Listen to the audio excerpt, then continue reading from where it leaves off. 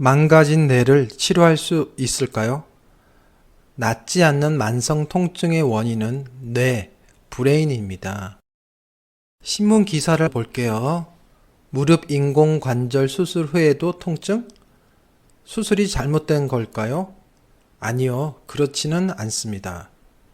중추신경감작. 중추신경감작이란 뇌가 원인인 통증입니다. 읽어볼게요.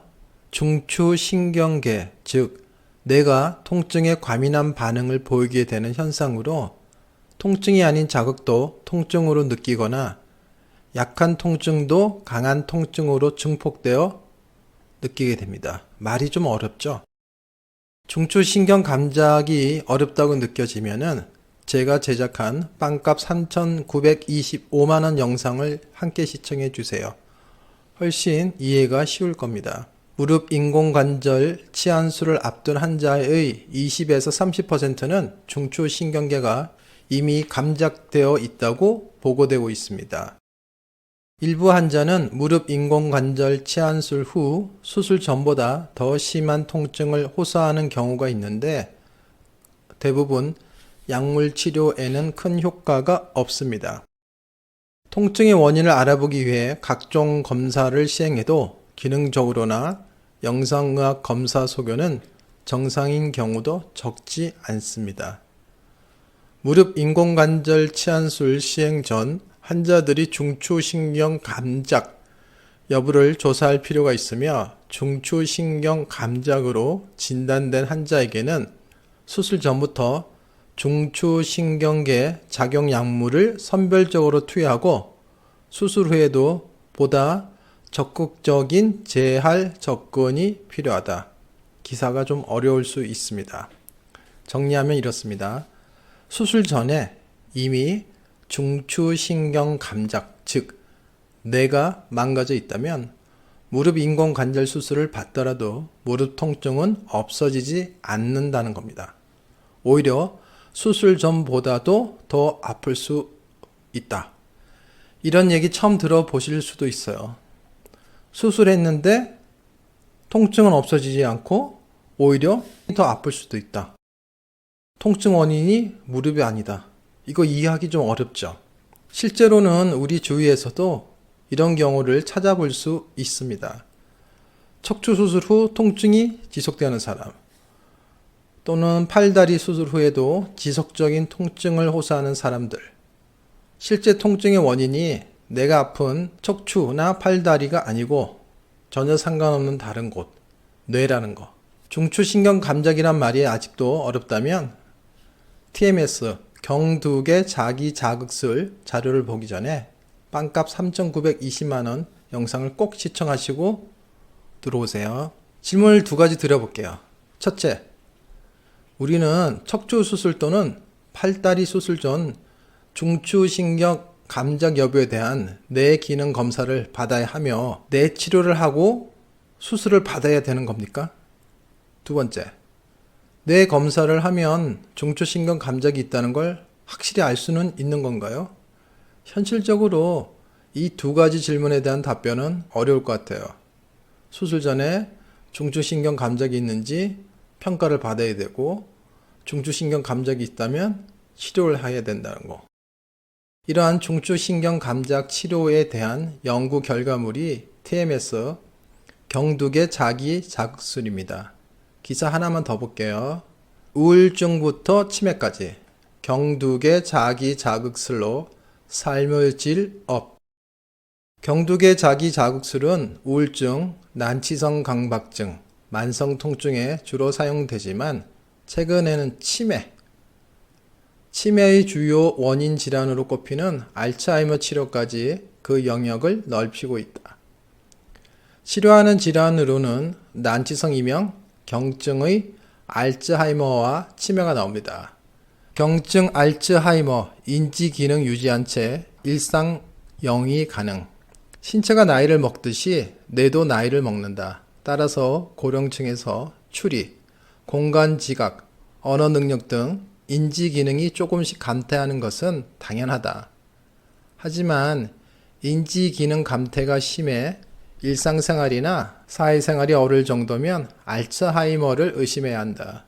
문제는 알츠하이머를 완전히 멈추거나 증상 발현을 막는 치료법은 아직 개발되지 못했다는 것이다. 전 세계적으로 알츠하이머 환자가 빠르게 증가하고 있는 만큼 획기적인 치료 옵션 개발이 시급하다. 이때에 대안책 중 하나가 경증 알츠하이머부터 약물 치료와 경독의 자기 자극을 병행하는 치료를 통해서 인지 기능을 최대한 유지하는 방법이다.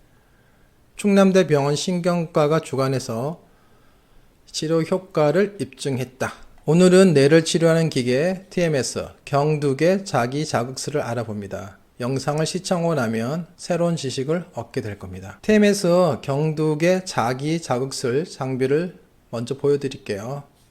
영상을 봐주세요. 지금 보이시는 기계가 TMS고요. 자, 여기 보시면 이렇게 머리에 직접적으로 갖다 대는 단자가 있습니다. 이 단자는 요 고정해서 머리에 딱 붙을 수 있게끔 해주는 단자고요. 여기 보시면 여기 TMS 기계인데 여기 보시면 총 5가지 모드가 있습니다. 5가지 모드를 환자에 맞춰서 필요한 환자에게 필요한 질환에 필요한 모드를 이용해서 치료를 진행하고 있습니다. 올바른 자극이 들어가게 되면 오른손이 움직일 거예요. 한번 확인해 볼게요. 네, 방금 오른손 움직였죠? 한 번만 더 해주시겠어요? 네, 좋습니다. 이렇게 되면 올바른 위치에 올바른 자극이 들어간 겁니다. 자, 지금 환자는 두통이 있는 환자고요. 두통이 있는 환자는 아까 우리 설정했던 MEP 자리에서 5cm 앞으로 나와서 전전두엽에 자극을 가해서 억제를 시켜주는 모드를 이용해서 두통을 치료할 수 있습니다. 정확하게 고정이 잘 되게끔 만들어 주시고요. 이 상태에서 치료를 시작합니다. 모두 이번엔 지금처럼 일정하게 자극이 계속 들어가게 되고 이 자기장을 이용해서 뇌 세포의 활성화를 낮춰서 우리 억제를 하는 역할을 하는 치료입니다. 자극이 잘 들어가게 되면 지금처럼 손도 움직일 수 있고요. 자, 옆에서 봤을 때 지금과 같은 모습입니다. 자, 이번에는 활성화를 시켜서 우울증이나 정신과 질환에서 치료하는 뇌를 활성화해주는 치료 모드를 이용해서 치료할 겁니다. 활성화되는 모드는 똑같이 MEP에서 5cm 앞으로 전전두엽을 자극하게 될 거고요. 조금 빠른 모드를 이용해서 자극을 할 거고 4초 동안 자극이 들어가고 26초 동안 휴지기를 가지면서 뇌 활성화를 만들어주는 자극입니다. 전전두엽에 대주시고 그대로 모드를 이용해서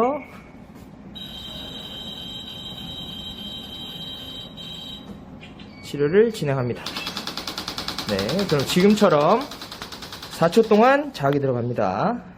그리고 26초를 휴식하게 되고요. 한 번만 더 보고 마무리하겠습니다. 억제 모드와 다르게 지금처럼 4초에 한 번에 많은 자극이 들어가게 되고 26초를 쉬게 되면서 뇌세포를 활성화시키는 모드입니다. 지금처럼 휴식을 하면서 26초 뒤에 또 자극이 들어갈 거예요. 네, 지금처럼 또 자극이 들어오고 26초 휴식을 하면서 자극을 주는 모드입니다. 잘 시청하셨나요? 정리하면 다음과 같습니다. 고빈도 자극과 저빈도 자극 두 가지를 이용해서 치료합니다. 고빈도 자극은 뇌를 활성화시킵니다.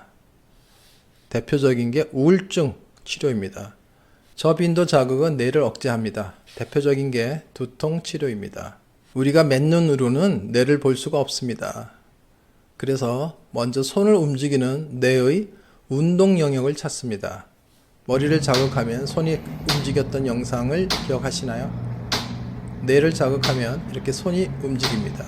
사람마다 머리뼈 모양이 조금씩 틀리므로 손가락 운동 영역을 찾는데 시간이 좀 걸리는 경우도 있습니다. 손가락 운동 영역을 찾고 이를 기준으로 5cm에서 6cm 앞쪽의 전두엽을 자극하게 됩니다.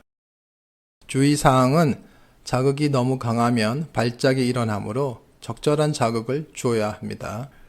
TMS, 경두계 자기 자극술은 단순히 자극 부위에만 영향을 주는 것은 아니며 뇌 속의 네트워크를 따라가면서 광범위한 연결부에 상호 영향을 주면서 효과를 내는 것으로 알려져 있습니다.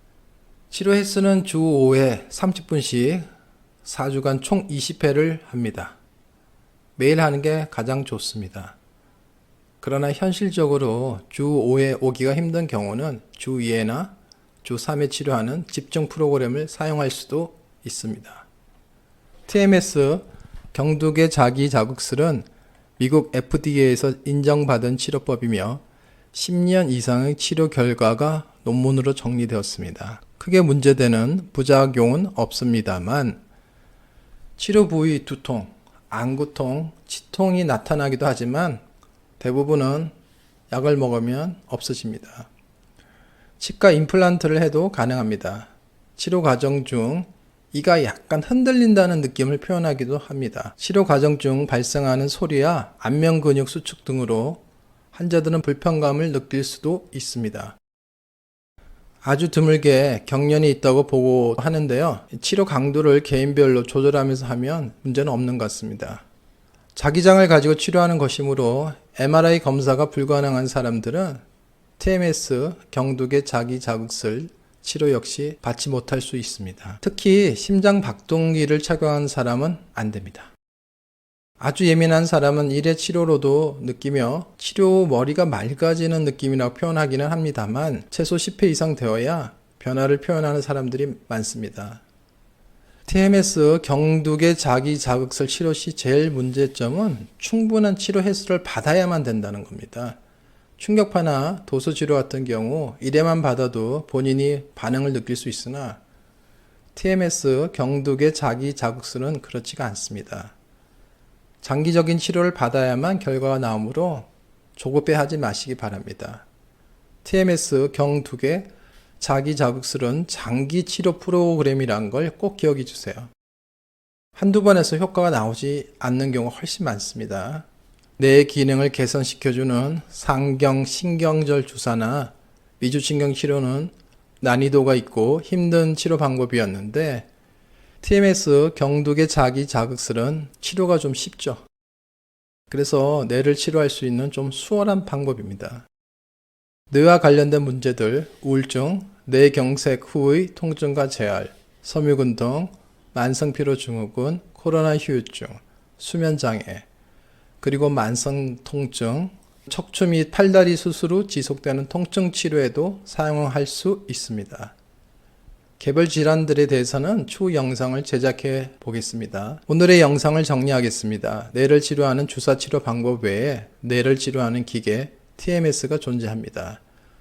그러나 1, 2회만으로는 효과가 나오지 않는다는 거, 그래서 장기적인 치료 횟수가 필요하다는 거, 이 점을 좀 이해해 주시기 바랍니다. 뇌와 관련된 문제들, 우울증, 뇌경색 후 통증과 재활, 혹은 섬유근통, 만성피로증, 코로나 후유증, 수면장애, 그리고 만성통증, 척추 및 팔다리 수술 후 지속되는 통증 치료에도 사용할 수 있습니다. 기존의 주사치료 방법과 비교해서 좀 쉬운 치료법이 되겠습니다. 다음 영상은 당뇨말 초신경염과 TMS 경두계 자기자극술입니다.